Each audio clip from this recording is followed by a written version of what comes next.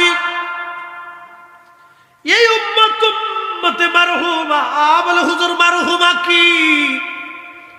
আল্লাহর কোরআন ডাক দিয়ে বলো কুল, হুজুর আপনি বলে দেন, ইয়া ইবাদিয়াল্লাযীনা আসরাফু আলা আনফুসিহিম লা তাকনাতু মির রাহমাতিল্লাহ।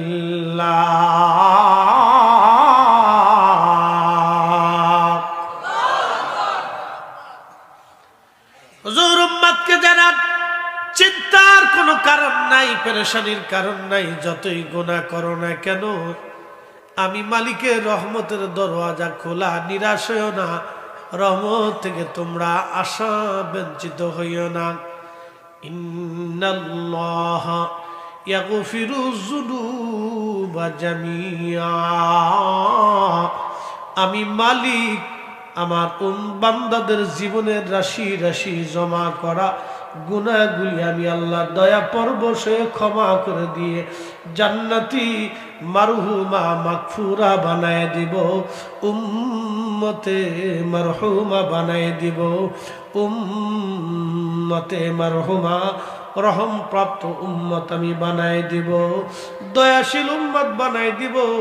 এই উম্মতের উপর আমি আল্লাহর দয়া বেশি থাকবে, ক্ষমা বেশি থাকবে। মাগফুরা মাগফুরা, আমি আল্লাহ তাদের ক্ষমা করে দিব। কারণ কি?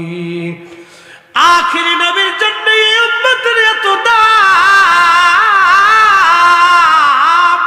এই উম্মত গুনাহ নিয়ে কবরে যাবে, গুনাহ মাফ নিয়ে হাসরে উঠবে, গুনাহ নিয়ে কবরে যাবে, গুনাহ মাফ নিয়ে হাসরে উঠবে।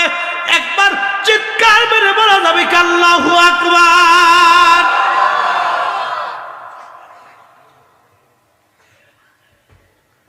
সামনে মাহে রমজান, এই রমজানে একটা নফল ইবাদত যদি কেউ করে অন্য মাসে ফরজ ইবাদতের সমান সওয়াব হবে। এই মাহে রমজানে একটা ফরজ ইবাদত যদি কেউ করে অন্য মাসে 70টা ফরজ ইবাদতের সওয়াব হবে। অন্য মাসে 1 টাকা দান করলে 700 গুণ পর্যন্ত আল্লাহ বাড়ায় দেয়।